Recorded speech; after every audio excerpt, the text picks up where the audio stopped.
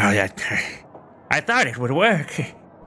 I was for sure that they would love the Wheel of Animal Under, and it just must have been a stupid name, right? Right, Camp? Right, right, Lexi? Very stupid name. I mean, also, it's, like how many people are going to be interested in the thing that makes an animal, but only for like 2 seconds until it dies? But imagine for those 2 seconds, the happiness, and then the awful terror moments later, though. It's also, your ray gun didn't even have a sound, so... That was a little true. I had to say the sound last time. That's true. Maybe you could do it again, but you just have it make noise, so it's more believable of a thing. What if we made it an app? What if we had the Islander, and you could pay, and I could turn hey, Fluffy's back for a few minutes on this app, and then it poofs away and never to return again. What if it's something like that? And you could add microtransactions to extend the time. I think exactly. If you want to be a carnival owner, you're going to have to come up with something else. I don't think people are going to want to do an app at a carnival. Well, what if we have a central area for all the animals where they could just live in peace and in happiness, and I'll put a cage over it so no giant eagles will come and take away the animals. Huh? Oh. That sounds like a great way to not defy the laws of nature. No, that's nothing bad could ever happen. Nothing bad ever happened to the Kennedys. And we'll have the biggest show in the world, and nothing will ever go wrong on this episode of the How Could You Forget podcast. Smooth. The podcasts where your hosts Lexi, Camp, and Gurdon come together every fortnight to talk about a topic that maybe you'd forgotten about, never heard of, or is simply too good to forget.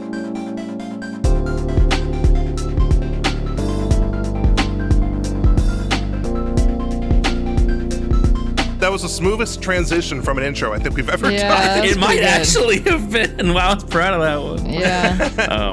And I didn't do the full circus accent because I knew that Lexi would have wanted to beat me with a brick. Jokingly, of course. Oh my goodness.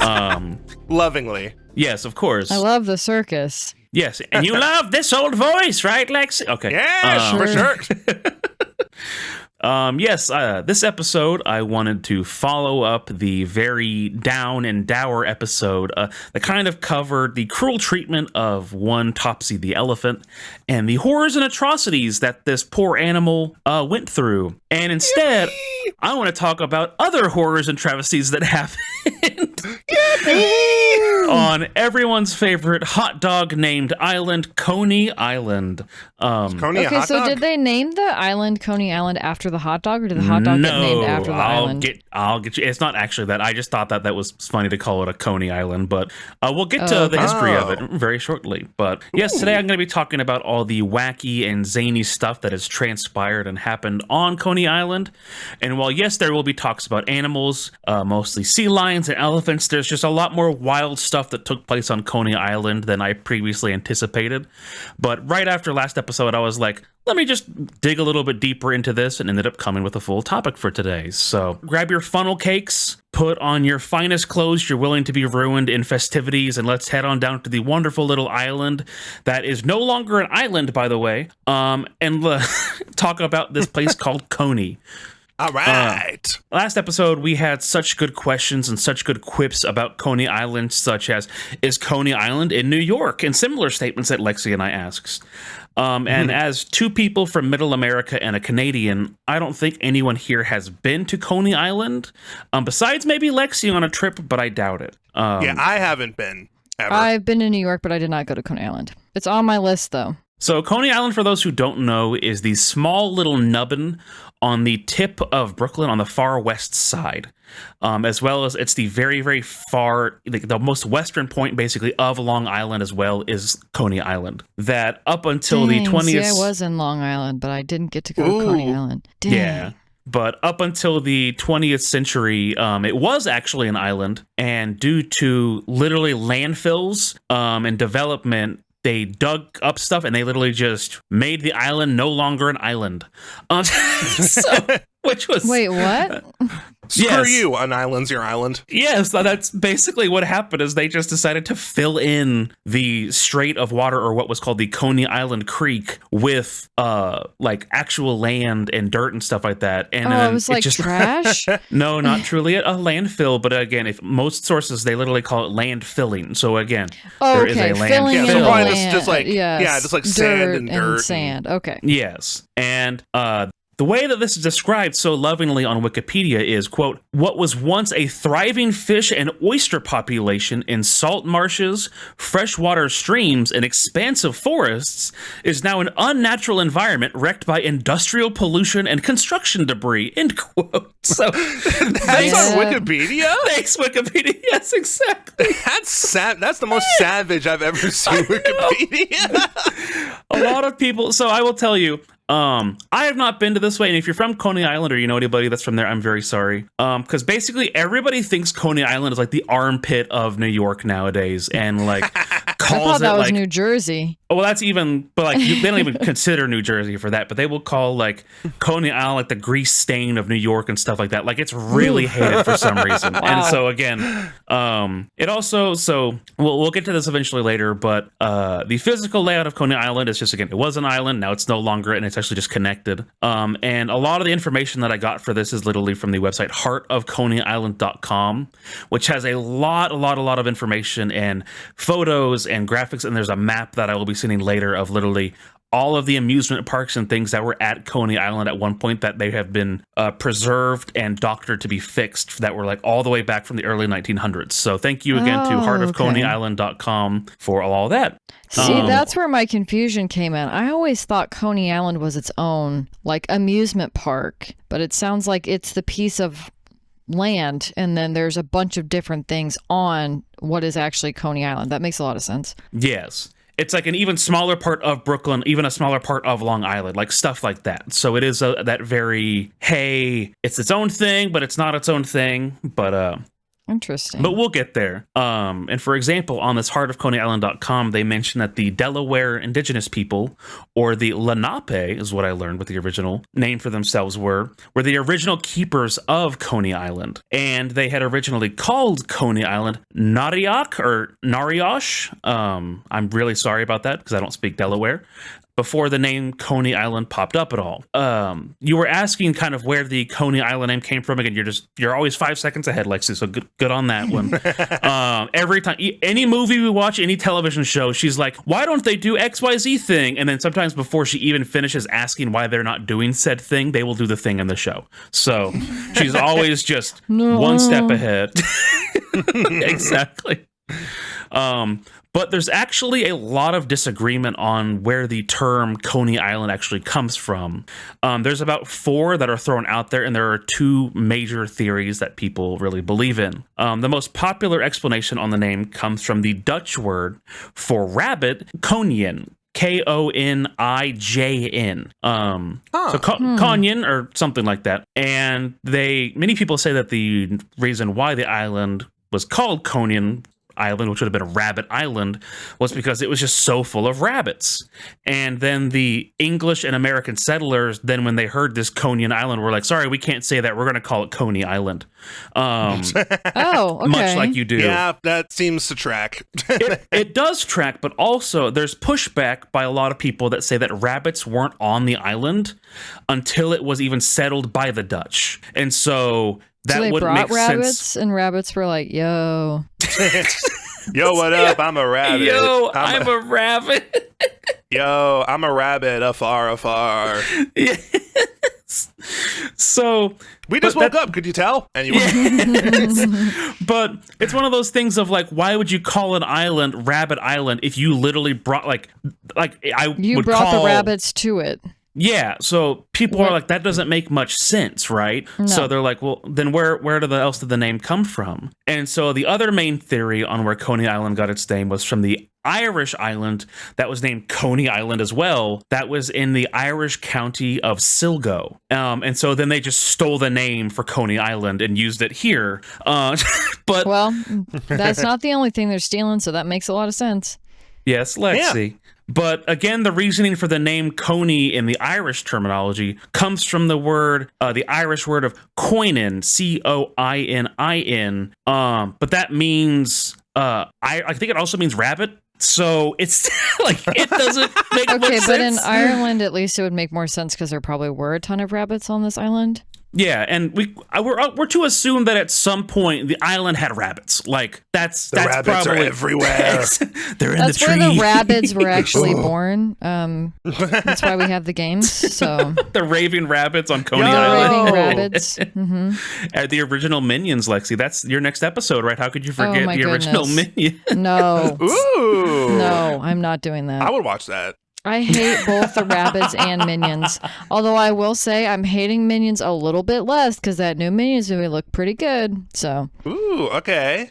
Still we'll hate have them to give you Lexi's unwatched movie review. Looks pretty good. Yeah. Listen, I could do that about a lot of movies. So True. True, you could. The Minions movie does look good, but I don't understand why partway through the trailer they just read out my full social security number. Like I felt like that was kind of weird. Oh, The well, IP see, because address. you should have went to put in your socialsecurity.com, and if you put it in there, then it wouldn't have been in the movie. So True. Smooth. It keeps it safe, actually. It's really helpful. Only one person has access to your social security that way. and it's not you. No, exactly. You won't need it anymore. You don't need. Much like whenever Ken.com, like he would sell cell phone numbers, which again, like you Oh might my still have that goodness. cell phone number, but anyway, sorry, back to the original point of what we were saying. So most people lean more towards the thing on the Dutch background of the island, because that just kind of makes more sense, even if there might not have been as many rabbits. At some point there were rabbits on the island, and so more people lean towards the Dutch interpretation of Coney Island. So anyways, boring history name background aside, the island has been around for a very long time, and even though there were rabbits, and then the island that's not an island anymore, the main reason why I wanted to talk about Coney Island is because, as we touched on ever so briefly last episode, Coney Island was home to some of the original amusement parks and rides ever to exist in America. And after digging last episode, I felt like the natural continuation from then to now would be to talk about the wild, fiery, and over-the-top history of Coney Island and a lot of its amusement parks and rides and amusements just itself. And so before the 1800s, there was just a bunch of boring law disputes of, all right, you can have access to Coney Island for 7 years, and then nobody did anything with it. All right, so then they went to the next person for 7 years, and yada, yada, yada. And that happened a bunch of times. But in 1824, a bridge was built across Coney Island Creek, which would then allow people a way to easily access Coney Island without needing a full boat or to have to wait for low tide and then like kind of wading across. Okay. So there were actual physical barriers as to why a lot of people just didn't go there. yes, and then as well as the law thing of like, hey, this specific family or this specific corporation or company or whatever would get a lease on the land, but the lease was mostly not for Coney Island. It was for the area that was the closest to Coney Island, and people wanted that land more so than Coney Island at the time. Oh, okay. So they're like, hey, if you lease this piece of land, we'll throw in this random island, you know? yes, basically. So you can get this island, and they're like, why would I Don't want you that? want an island? Just kidding. it's callback to the Gay Island episode. All right, we're doing callbacks again. True. Yo. Technically, we did talk about Fire Island at one point, which Fire Island is not that crazy far away from Coney Island. So. True. We should do, you know how like a bunch of YouTubers recently have started like just making compilations of all their past things? We should do like a compilation of all our past podcast episodes about islands. That would do Yo, numbers. there's island mentioned. There's quite a few. All right, Camp, get on that. Listen to every episode. Find every usage of the perfect. word This is your task. island. Get the island counter up. Editor Camp, please put a mark on screen for every time I have to say the word Coney Island in this episode. You will die. Oh my goodness. But Oh, you got it, boss. sorry, it's a really good voice. But 5 years after they made that bridge, people started just showing up to Coney Island, and they started building things there because it was just much, much, much easier.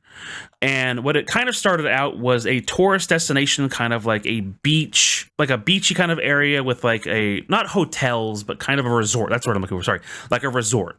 And so some resorts started to pop up. People started going to the beaches and stuff like that. Back in the 1830s, they had resorts? That's crazy. Well, again, it's one of those things of where is it here? Yeah, the Coney Island house was built, which again, the Coney Island the only house on Coney Island. Exactly. But the Coney Island house was like a hotel. And so, but then people consider that like the start of the like resort time. So it's one of those very weird things. It was a place you could stay where you could go to the beach. I mean, I think that it would absolutely suck comparative to today because reminder, no indoor plumbing and probably not indoor water either. So yeah, it probably wouldn't be the all-inclusive type you get nowadays. No, not at all.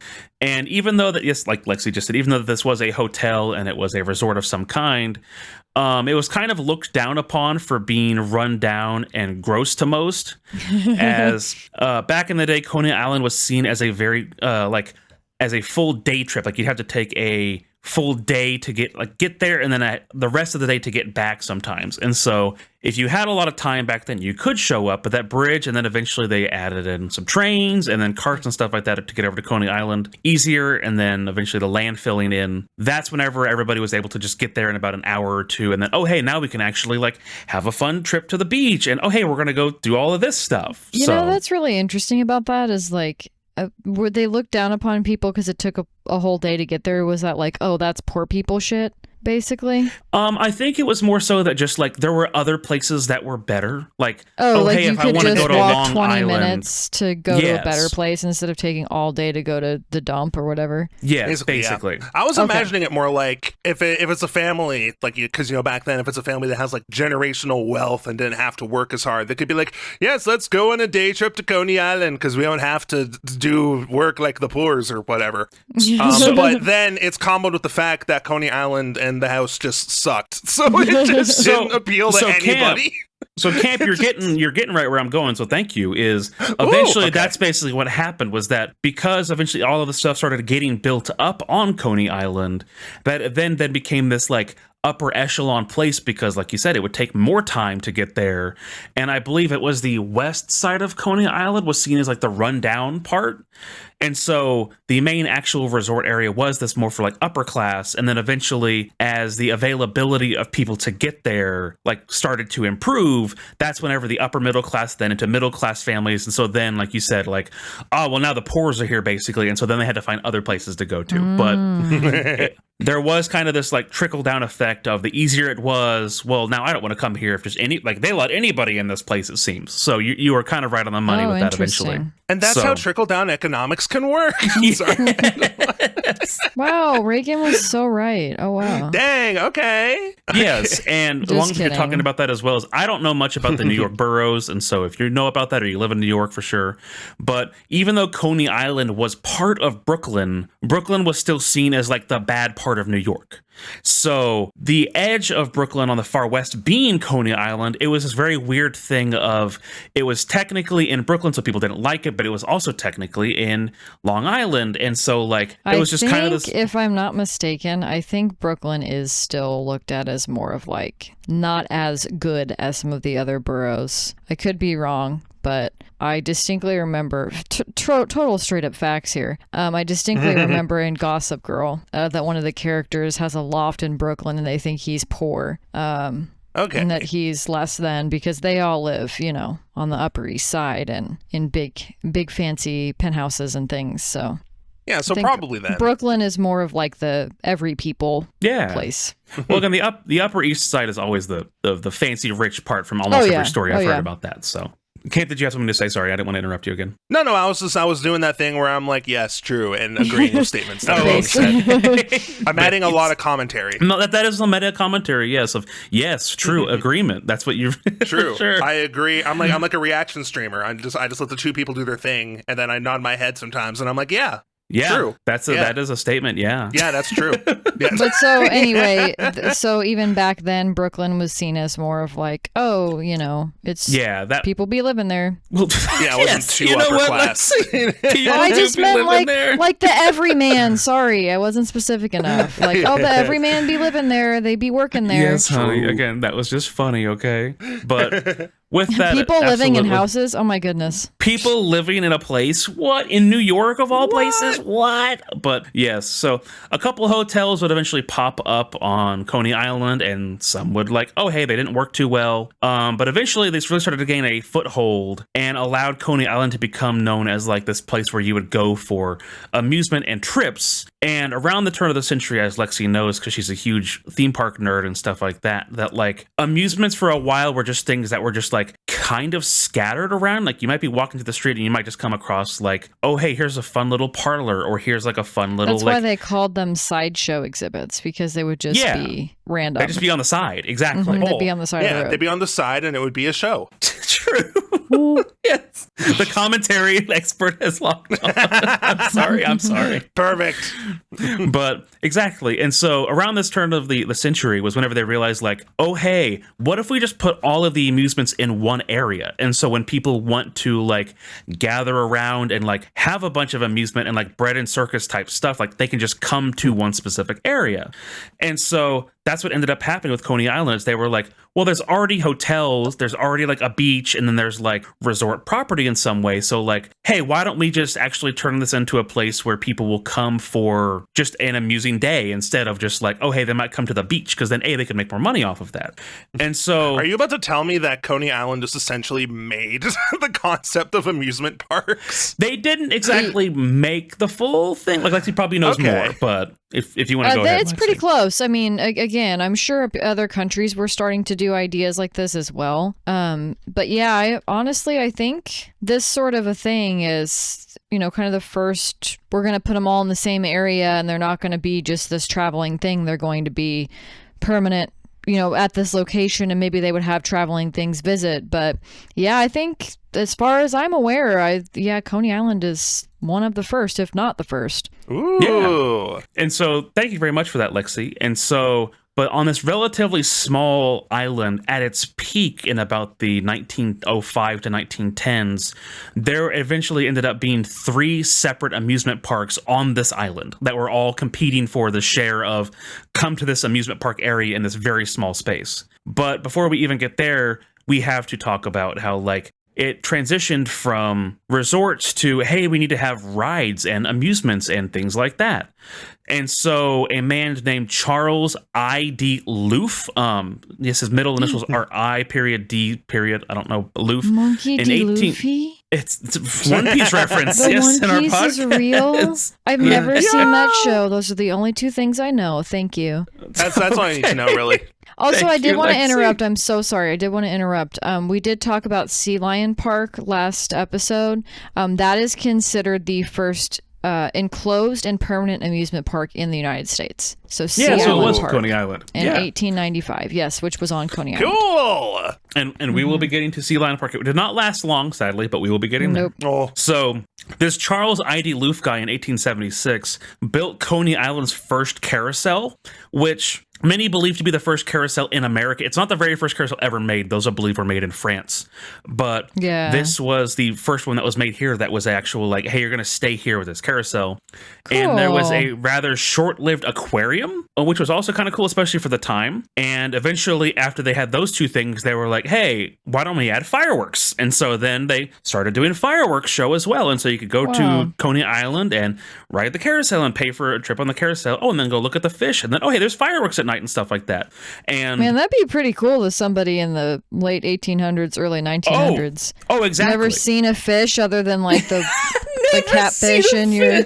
No, I'm just saying, like, other than like That's a a good point, catfish in actually. your like local pond or river. I don't know where catfish are. You know what I mean? Like the in generic New type York. of fish. Okay, I know, but still, the generic type of fish that you could go fishing for and like go eat. I assume maybe at this aquarium there were ones that you're like, whoa, I've never seen that kind of a fish before. That's crazy. Yeah. So, and they don't have the internet, so it's like, oh, look at these new kinds of newfangled fish here. So, wow. I ain't trying to rain on the parade. The aquarium only lasted, I believe, 5-10 years. So again, eventually they were just like, oh, and I don't know why. Like an aquarium, it's not very hard to keep up with an aquarium as long as you just like. It is. Though. Well, okay, Lexi, I know, but I'm like, if it was just like, hey, let's go grab a tuna from like over there and throw it in the aquarium, like, throw ocean water in it. Yes, yeah, I guess that's a good point. That's more what I'm meaning.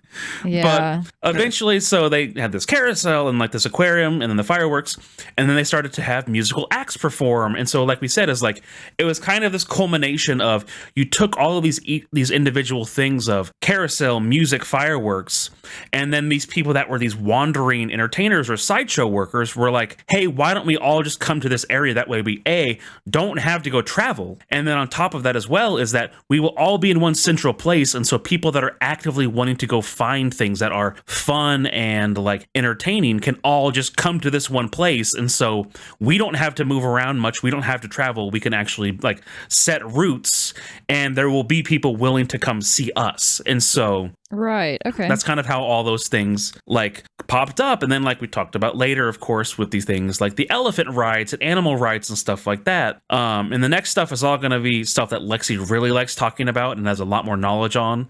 And so just a heads up for her. I am kind of surprised that like you said, this would be a topic I would do, but that's why I asked if you wanted to do it. I know, but I feel like people are amusement parked out from me. They're like, can this woman stop talking about amusement parks? So has anybody said that? No. Talk about amusement parks. Yes.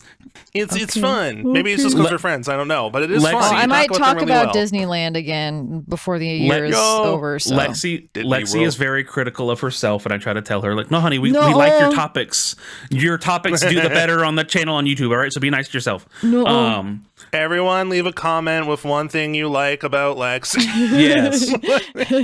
Half joking, you should do it. I like her takes on Coney's. But anyway, so true.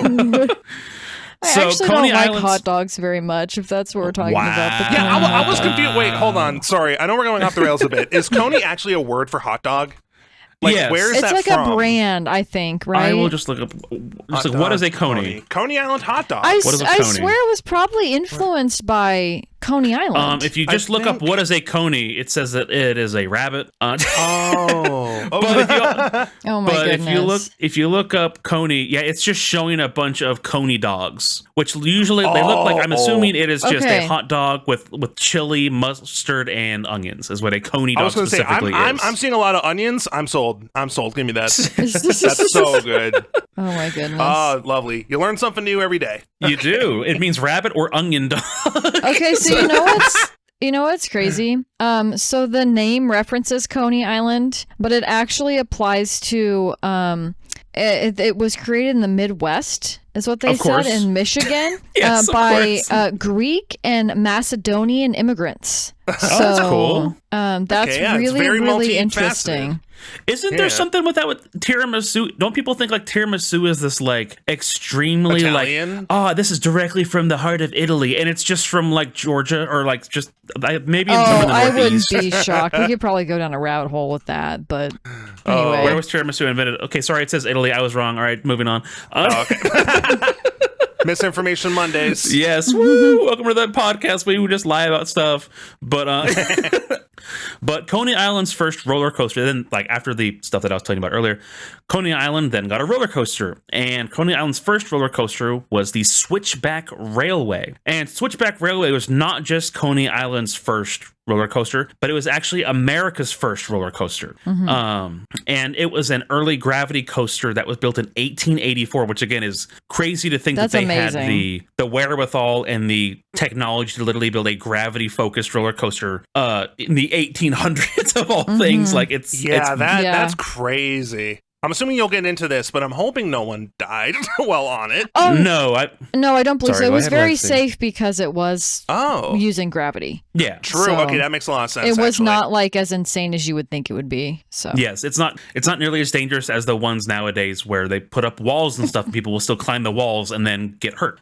So which just happens sadly a lot. But yes. Yeah, I don't know. I'm just very I don't like roller coasters, honestly. Like I've tried them. Oh, They're not for interesting. me. I don't Spooky. Well, also, Camp, you're a rather tall and large individual, and so I know that's Yes. probably also That I is feel true. like that would be difficult. I do remember one of the times I got on a roller coaster, I ended up getting like a Charlie horse partway through it, so that was very fun. God, that sounds awful. Yeah, But it wasn't great. It wasn't I didn't think so. I could see why you probably don't have a good thing with that. But yeah. after they built this roller coaster, I'm going to put this to you all. What do you think the next building or attraction that was built in Coney Island was? Like anything, just name it off the top of your head. Like, Okay, well, they already had a carousel, an aquarium, a roller coaster. Like a shooting gallery? shooting gallery. That's a good guess. Good guess. Or like carnival Maybe games? like a proto drop tower, like maybe where they like crank people up manually that's and a then like good bring them guess. down Oh, Oh, a faster. fair- Ferris really good wheel. guess. I want to guess a Ferris wheel. All right, she's changed her guess to Ferris wheel. Yes. Both of y'all are wrong. It was a 7-story elephant. Huh? What?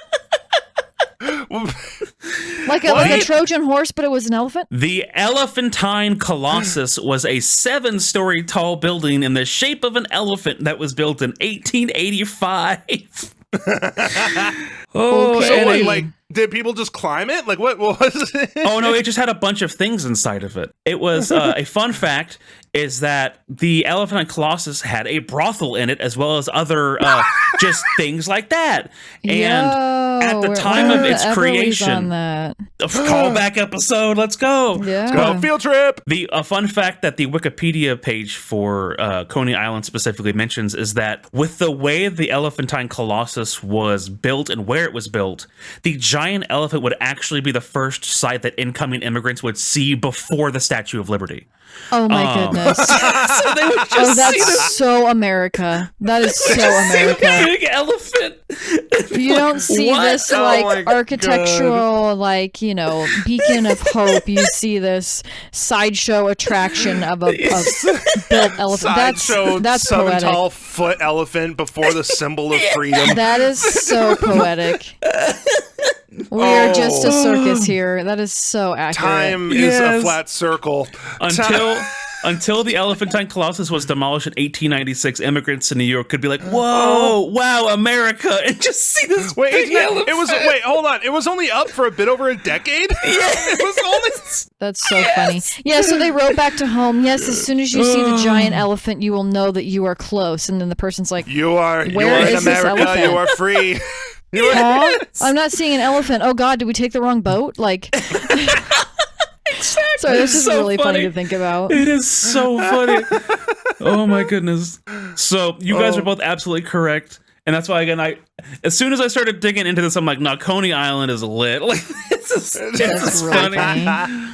So eventually they started building more and more attractions. And the next big one that came up was horse racing tracks. I believe there were 3 that were built. And then they shortly afterward, not super shortly after, but relatively quickly, horse racing was made illegal to bet on in New York. And so they kind of went, well, what are we going to do anymore about that?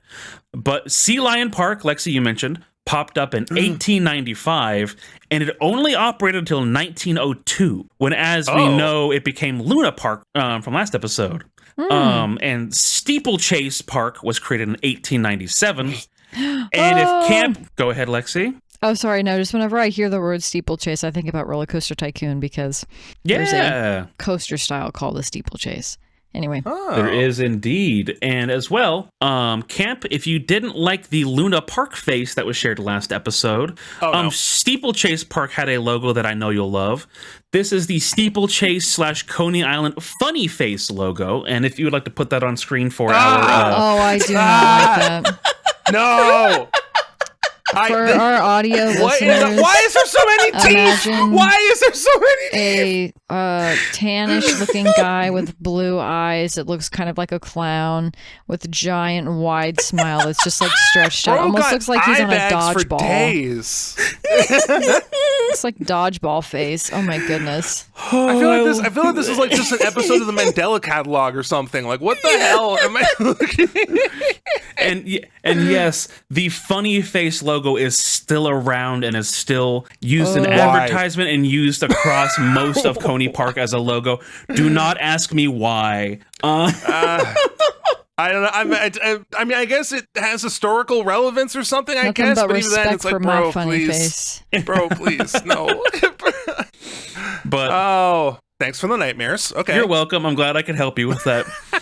And before I forget, I don't think I mentioned this in passing, but like when I talked about how Coney Island is kind of seen as like a bad place in New York, a lot of that comes from the criminals that were kind of based out of New York. Because whenever it came to these horse races and stuff, like whenever gambling gets involved, eventually like organized crime kind of Was the follows. mob active at this time? So that's one of those things that's like a little bit iffy, right? Of what's it called? Whenever you don't drink anymore, I can't think of the word off the Prohibition. Prohibition, like Prohibition came a bit later, but this was kind of a bit of organized crime, and more so with like not fixing races, but just having kind of more back alley gambling and back alley ways of doing illegal activities. And you would get mugged, and there were some. This wasn't a safe area. And and there were people that did die from some of the criminal activity at the time.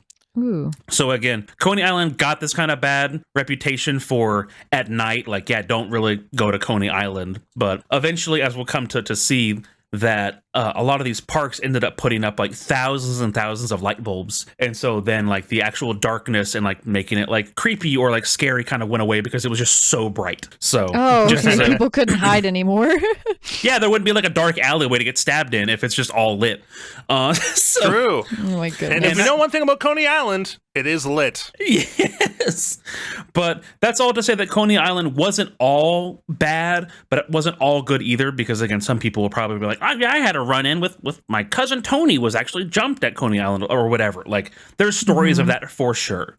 But the amusement parks, again, were some of the original ones, and a lot of these were crazy in what they were able to do at the time, especially. But we had to mention the dark underbelly, but we'll get back to the amusement park, though. So when Sea Lion Park shuts its doors and from the ashes Luna Park arose, and we'll talk about the most famous ride at Luna Park that I kind of glazed over last episode, which was A Trip to the Moon, because I actually did a lot more research into A Trip to the Moon, because again, Lex, you're going to be like, holy crap, this was crazy for the time, because it genuinely is. The Trip to the Moon, was that based on the little short film? So no, the Trip to the Moon was based off of the Jules Verne novel From the Earth to the Moon.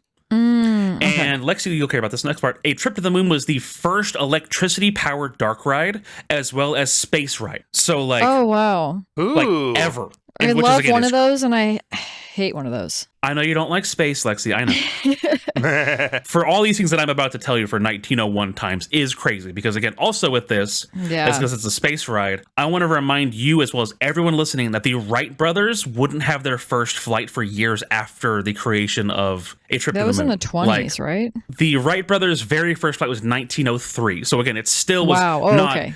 I was way off. Yeah. It was not an extremely large amount of time. Like, it wasn't like decades, but still, like, to imagine about these things that I'm about to tell you were for a ride before even the Wright brothers were like, let's make planes. Like, it's still crazy to me. Yeah, it's like emulating space travel before we even knew how to fly. Like, exactly.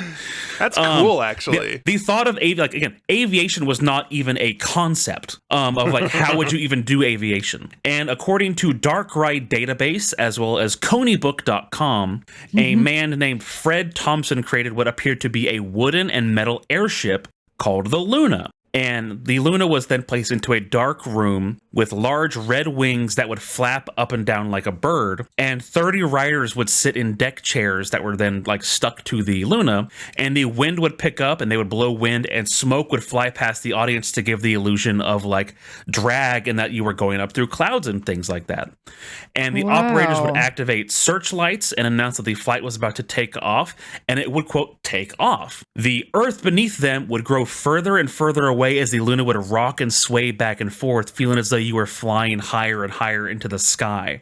And then, like I said, you would go through more clouds and more smoke, and then you would literally land on the moon. The ship would come to a stop, and the riders would be allowed to disembark the Luna and actually walk around the surface of the moon, where they had actors act like little moon people and greet them.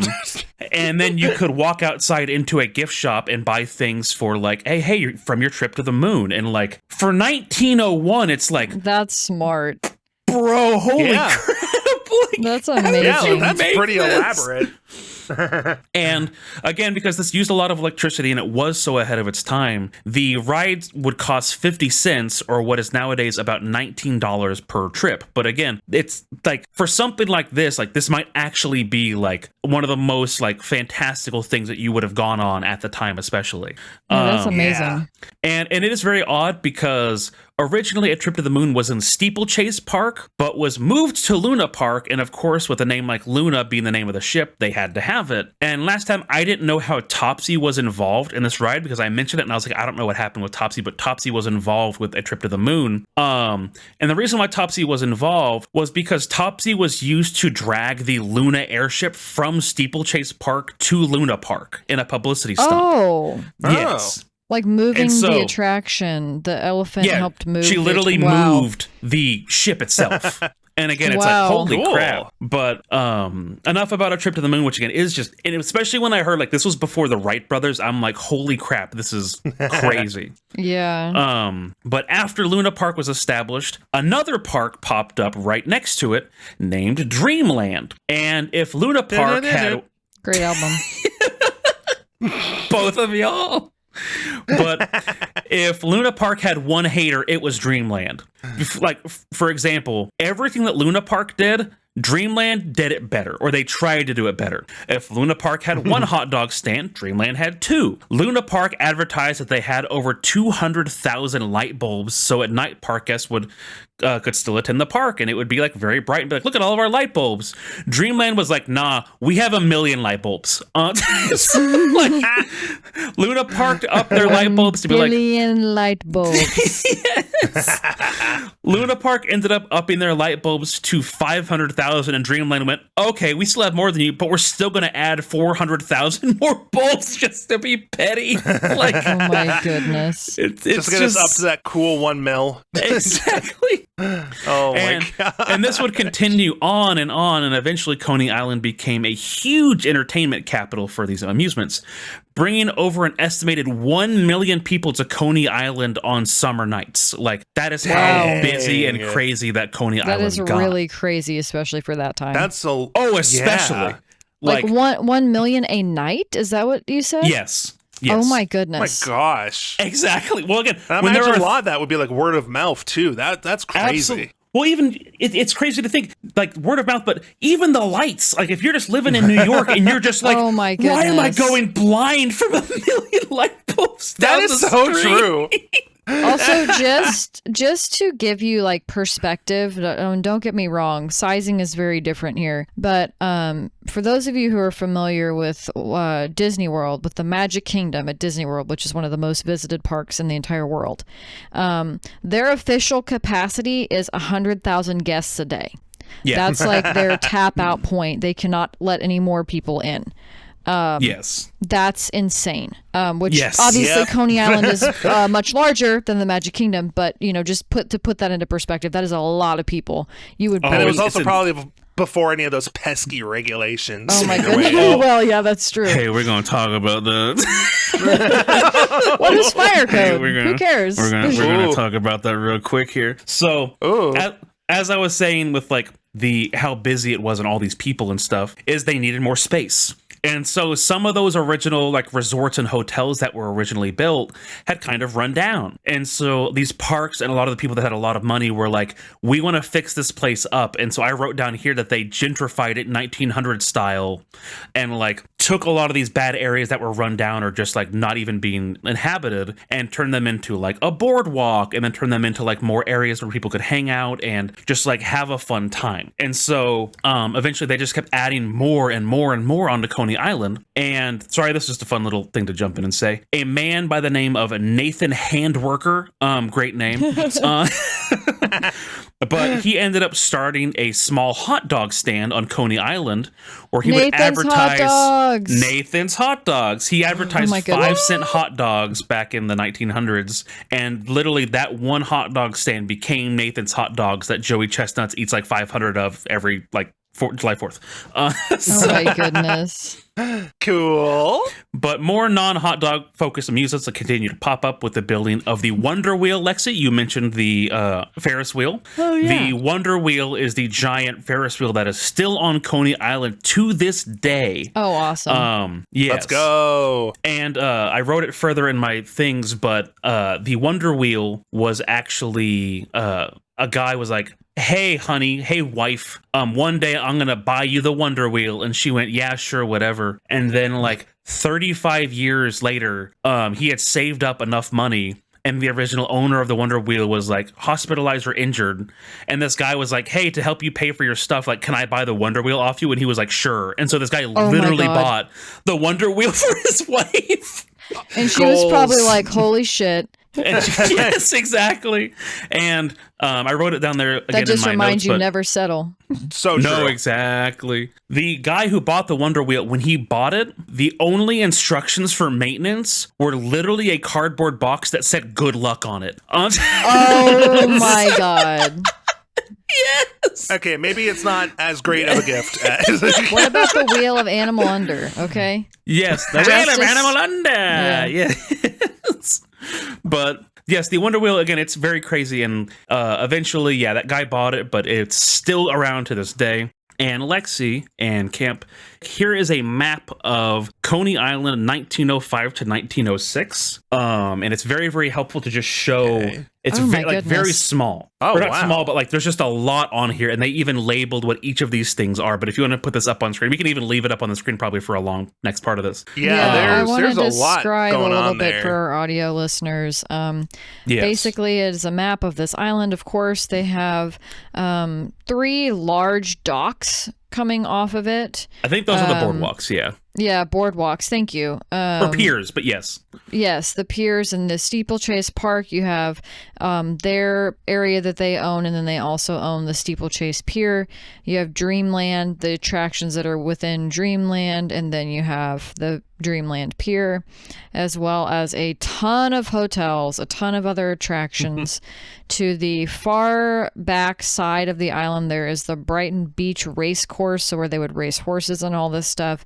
And then, of course, you have your, what you would assume, hotels. There was a hospital. There were schools. There were apparently a bathhouse there, I'm seeing, which is really interesting. Yeah. And then as well as, yes, other things needed. So other restaurants, There's just a other lot. Stops. Yeah. Yes. Ton And of I stuff. got everything here. And I'm going to talk about a couple of these because, again, I don't want you to go through. I don't want you to spoil yourself, so stop searching. But there were quite a few rides that, again, nowadays we would be like, why on earth is this a ride? Why on earth am I going to the Johnstown Flood Show, a ride across from Steeplechase Park in which it depicted the retelling of the real-life flood of Johnstown in which a dam burst and the entire town was wiped off the map. That they reenacted. Technically, at Universal Studios Florida, you could ride the movies, which included a show called Twister Ride It Out, where you would be reenacted the events of the movie Twister. So, Okay, Lexi. old okay. habits die hard. So with the Jonestown or Jonestown, a whole That different was a thing. very real flood, though. That's very scary. Yes, the Johnstown one was a very real flood. They would actually reenact it with real water, steam, and for whatever reason, explosions, just to give it even more. Oh my goodness. We're like, whoa! And eventually, the Johnstown flood was replaced with a ride called the Deluge, which, much like Dreamland, they just upped the ante and decided to just depict the biblical story with Noah and the flood. Oh my goodness. The world. They're like, can you make it to the ark? Let's find out. If you don't, well, They just continued to make the ride more and more perilous and wild until by the end, it was on its last season. They depicted not just the biblical flood, but the actual end of the world in which earthquakes, floods, and fires destroy the world. Oh my goodness. Revelation the ride. Basically, yes. But Dreamland, not to be outdone, had the ride called the Galveston Flood, which again depicted another real-life flood based on real events in which 6,000 people died. And they were just like, come ride the Galveston Flood. People were really messed up. A lot of people are still messed up to this day, but man. Thank you. It just goes to show all those people that were like, oh my gosh, but it was so much better back then. No, it was not. Yeah, It absolutely we were still was just as crazy, if not more so. There was I think we're still the same level of crazy. There were just less barriers or like social constructions. I'm extremely thankful for safety regulations. I know a lot of people get angry, but I'm very thankful for them. Lexi, why? I'd rather not die. It's something I'm supposed to be having amusement at. True. That is fair. Oh, so speaking of amusements, Luna Park had an amusement called Fire and Flames. And while I kept looking for any references for the Fire and Flames ride at Luna Park, I just continued to get information about the 1979 burning of the Luna Park in Australia. And so I will just mention the, quote, bigger and better Dreamland version called Fighting Flames, in which the Coney Island History Project described it as, quote, Fighting Flames was one of the rides that most directly copied from Luna Park, where it was called Fire and Flames. The same idea prevailed here. Tenements were set and the fire department of New York came to rescue the trapped victims, some of whom had to jump down into nets to escape the blaze. This was one of the attractions with which New Yorkers identified most, since many lived in badly kept and rundown dwellings, where fire was always a concern. Okay, so I know in my next topic I'm going to be talking to you about the Triangle Shirtwaist Factory fire, because this is very relevant. Note the splash pool for the chutes to the left, end quote. And then here is a photo of the Fighting Flames at Dreamland, which you don't see much, but yeah, there you go. And this was like, what, 1906, you said? Yes. Oh, my goodness. Oh, my God. And so this was just a one-upping of other fire-based ride, as a heads up. Dreamland also had an attraction, and no, I'm not making this up. You can see it on the map image, and I'm saying this verbatim. These are not my words.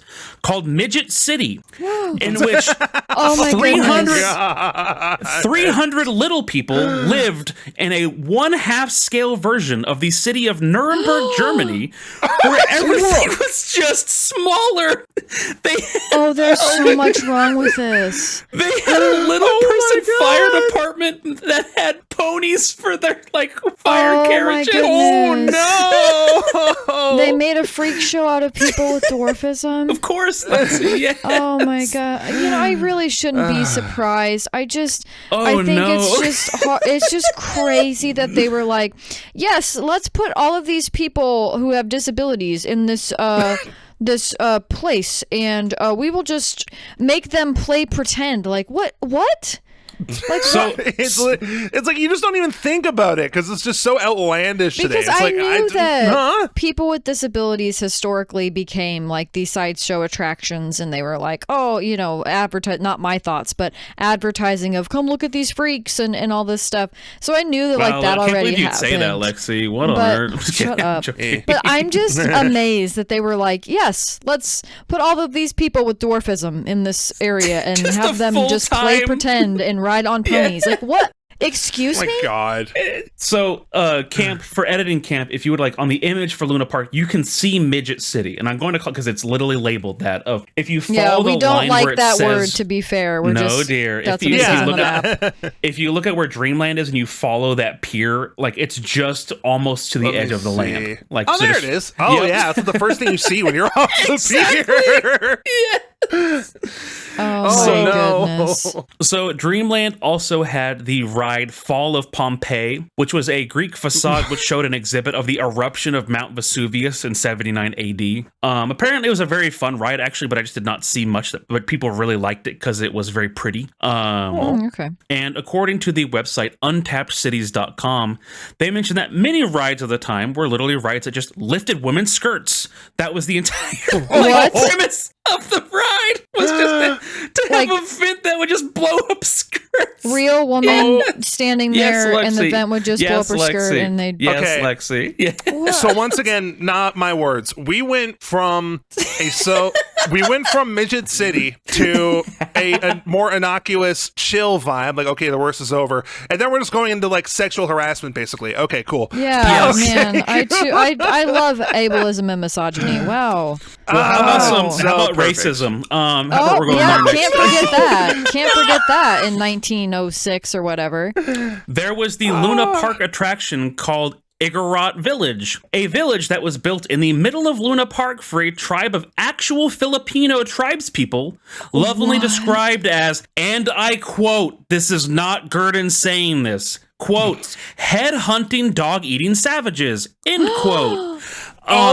In which the park would bring them a dog, they would actively kill, cook, and eat a dog for the amusement of the attendees. Times have changed.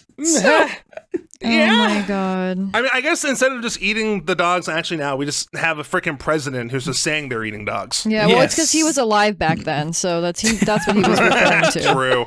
Yes. Yeah. He's and that then his freaking dementia old. confused them with Haitians. Or he just doesn't care because he's who he is. Yes. Goodness graciousness. No. Oh my gosh. I thought you were about to say Also- that they were like that. It was going to go into like a minstrel show or something like that. Yeah, they probably had those too. Who knows? Oh, probably a bunch of people in blackface. What I Easy. don't understand about, because again, I guess these are things that we've talked about this before on this podcast, that my mind just does not work like that, because I don't know, I try not to be racist, as one would try to do, hopefully. Yes. I just don't imagine a world in which that's amusing to watch. Even if I was back in 1906, like people just straight up like killing a dog and eating it, and me being like, that's funny. Like, I don't understand that. That's funny. I mean, these are the same people who attended an elephant getting electrocuted. So yeah, I mean, like that's the other thing. I don't know. Maybe if I was living back in 1906, I would have too smooth of a brain to understand why that's not funny. But I don't know. I mean, unironically, probably yes, because there wouldn't be as many. I guess there wouldn't be as many resources immediately available to talk about guess like that's how true. this affects people. This might be your first interaction with a quote indigenous, like ever hearing about what was lovingly called Indians at the time, like genuinely. Yeah, like, that's true. Yeah. And again, you can speak on that because you are indigenous. So yeah, but I mean, I'm not going to speak about like, hey, let's go put some Filipinos in a cage and have them eat a dog. I just meant like you could read that description, because again, we know the history of the U.S. and how they treated anybody that was not white. So yes,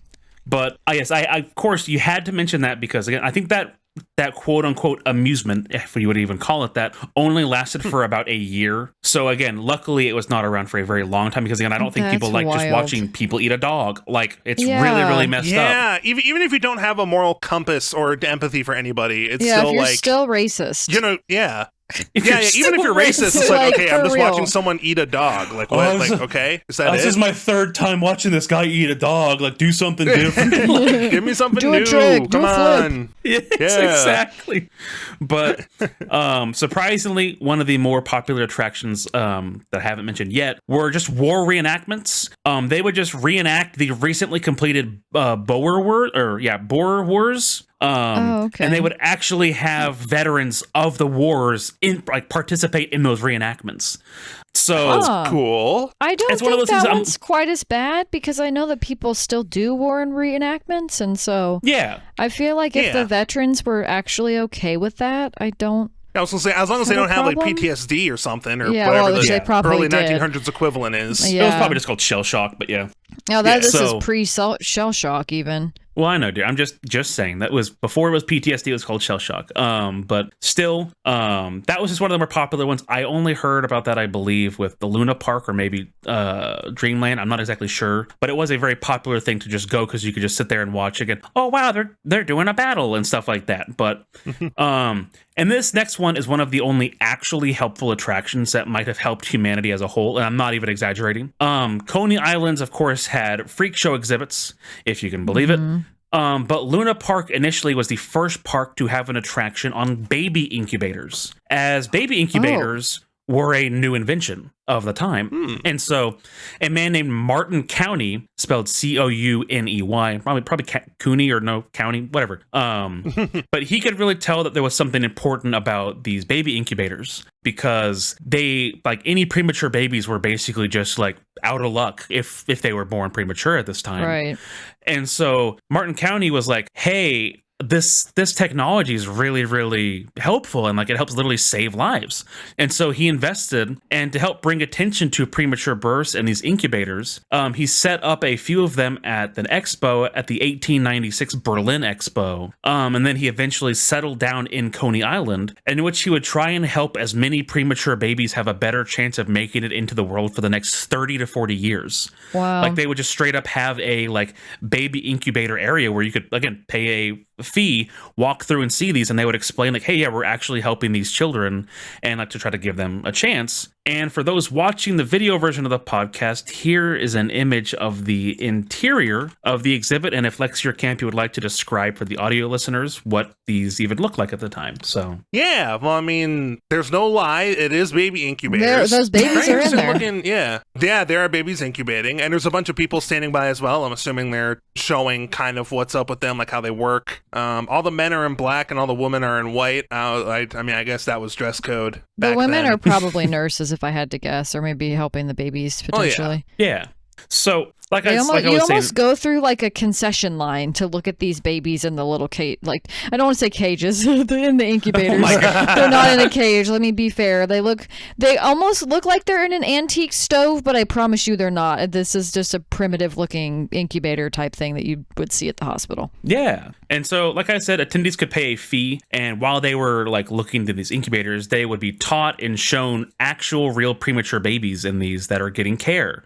And the hospitals of the day didn't offer incubators. And so people would bring their babies or would talk to Martin Couney or the company that he was working for and say, hey, can you please help take care of my baby? Like, can you give them a chance? And he would help them. And the fee would, of course, go to the upkeep of the machines, the mechanics, nurses, and wet nurses as well, and whatever else was needed. And the parents were not charged a dime for the service that Martin Couney offered. I was going to say that, like, yeah, in exchange for like giving people amusement and stuff, and like they get the baby to do it with. I think that's really cool. That's amazing. And this is the most ethical thing I think I've seen out of this park. Yes, exactly. For real. And it actually and it's by a landslide. Yeah. It's not even close. And it very much helped push this like idea and ideal of like, hey, we should be trying to help these premature babies and get these into hospitals so that you don't have to be within walking or a day's distance of this like exhibit. You don't have to get take the your help. Premature baby to Coney Island. Yes, exactly. Yeah. And while I wish that this had a happier ending for Martin Couney, he literally helped incubators become a necessity for most hospitals throughout the entire like United States and a lot of the developed nations, but literally at a detriment to himself. He basically died penniless. Like, he helped so many people, and he died like very broke at the age of 80 in 1950. And the New York Times wrote an article, and he gave him the moniker of the incubator doctor, as he that was like his only acclaim, and like he helped push incubators to the level that they were being used. But like eventually, when you don't have to go to an amusement park and you're not making money off these incubators, like he was just like, okay, well, I've done what I can. But like he helped so many. I believe the number was 6,500 babies that would have died. Wow. Oh my goodness. Yeah. That is, I mean, I guess no good deed goes unpunished. No. Yeah. And for real. He very much helped them. And again, it's one of the very positive things, like you said, that like, hey, yeah, you're still seeing quote unquote like premature babies, and some people might just go, look at this little weird baby, like walking up to the thing. But like still these people helped a service, even if they were just gawking and staring at these babies. I think looking at a baby who's like actually surviving in an incubator compared to the two attractions you just told us about, I'm gonna say that looking at a baby in an incubator is a lot more humane. And yeah, Absolutely. And also like if there's people being like, oh, look at the funny baby, it's like the baby's not gonna care, or the baby doesn't even know what's going on. Yeah, thankfully they're getting a shot at life. So Yes. And we'll begin to start wrapping up the podcast this fortnight, as the early 1900s for Coney Island was a very fiery place. Most of Coney Island was built on wooden buildings and structures. And that would very quickly come back to haunt them. Because, whenever there's rides that are literally like, hey, escape the fire. Yeah. Yeah. In 1907, a fire broke out at Steeplechase Park, which resulted in the entirety of the park needing to be rebuilt from the ground up. Oh my goodness. And damn. Dreamland ended up also burning down in 1911 and was never rebuilt as it was seen as a total loss. Yeah. And in 1932, in what the Brooklyn paper describes as, quote, one of the most devastating events in the history of amusement parks, a fire broke out on Coney Island that lasted for 6 hours and affected 4 square blocks of Coney Island and ranged from the street Surf Avenue to the boardwalk and left thousands of people homeless and displaced. And oh my goodness. And inevitably left a lasting impact not just on these people's lives, but basically helped set fire safety and building codes for years to come of like, hey, don't try to cram as many people into wooden matchbox houses, please. So that's really interesting because, like I mentioned, I will do this in the future. The 1911 Triangle Shirtwaist Factory fire was some of the modern regulations that we have for building codes for workplaces as well. So exactly, it was 1911 was a hopping year to be in New York and be in a fire, apparently. Evidently. Yes. Yeah. And luckily enough, from this 1932 fire, there were, of course, a handful of deaths, but I believe the number is 10,000 people might have been affected by the fire. Oh my so goodness. out of that 10,000 people, Not only died, a handful right? of deaths. Oh, no, only a handful. affected. Okay. Yeah, only a handful passed away. And Coney Island nowadays is seen by many people as, like I said, the grease stain of New York. Tourist trap.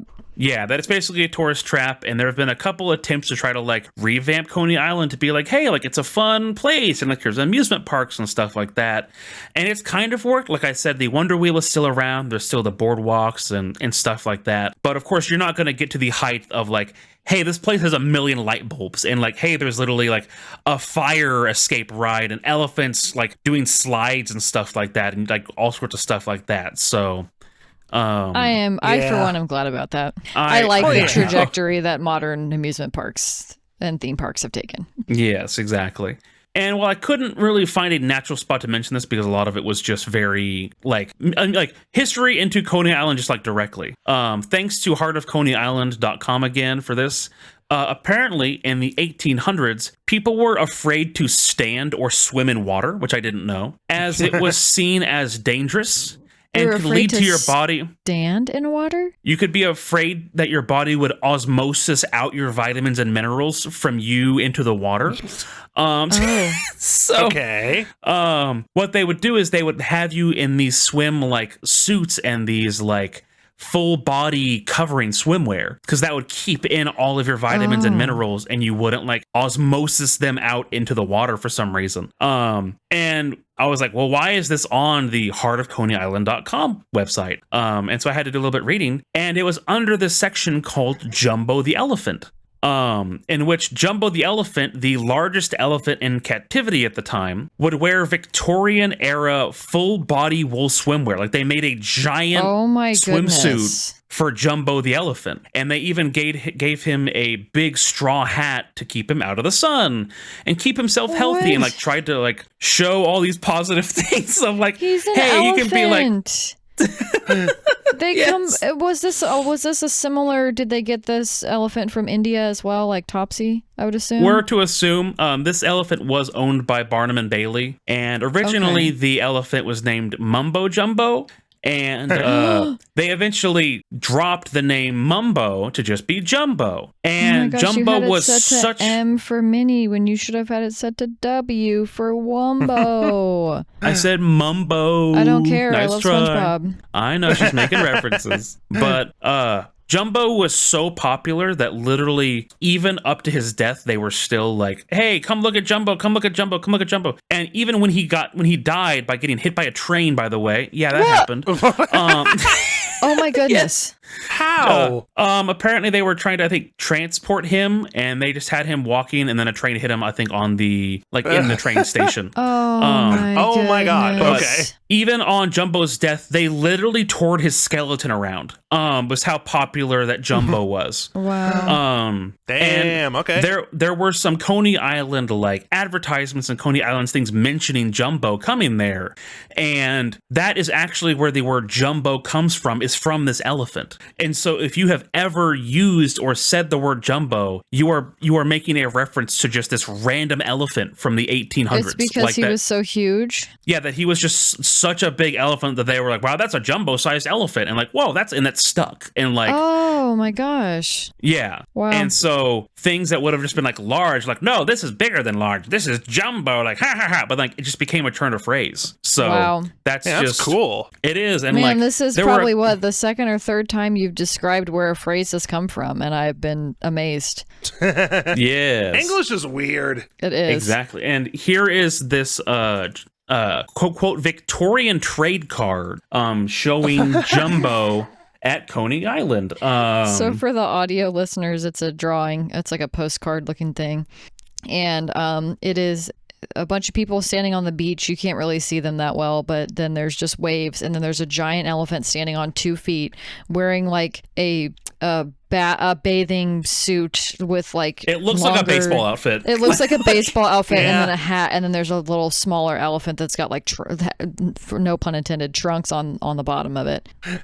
I believe that secondary elephant's name was Tom. Let me look up Tom.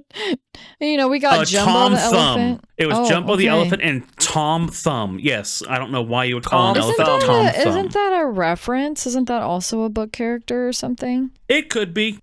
Interesting. Yeah, I was going to say, doesn't matter. Doesn't matter. You know what does matter, though? You don't know Glup Shitto game. That's what really... Oh, my goodness. Yeah. Finally, we're at the part of the podcast that matters. We were already talking about goofy names, so let's keep it going. Exactly. So you don't know Glup Shitto. If you've somehow never listened to an episode of this podcast, is a game where I tell my 2 co-hosts 2 names. One name is a real Star Wars character in Star Wars canon, and the other one is entirely made up, and it is up to them to determine what is real and what is Glup Shitto. So today, the 2 names are Jobal Nabbery or Petch Kessler. Those names again are Jobal Nabbery or Petch Kessler. Okay. I mean, I gotta go with Petch Kessler being real because I refuse to believe someone named a character I gotta go that way too. I know I'm supposed to pick the difference of camp, but if there's a character named Joe Ball, I'm gonna lose my shit. Y'all are both wrong. It's Joe Ball. Oh my goodness. Joe Ball. What about Jobble? Could it be Jobble, not Joe Ball? Jobble is also bad. I mean, you didn't pronounce even like Evan last time. I know.